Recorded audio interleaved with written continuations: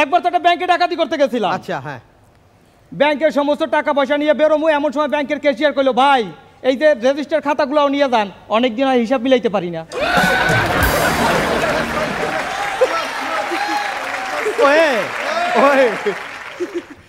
এই গুরুমার তারেক গুরুমিং ছাইরা আমার ডাকাত দলে যোগ দিছে। আচ্ছা। আজকে নাই, কেমনে থাকবে?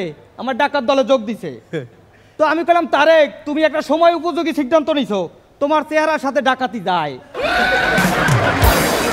তো তারেককে বললাম, শোনো তারেক, আজকে আমরা তুষার খানের বাসায় যাব, সাথে কি নেওয়া যায়?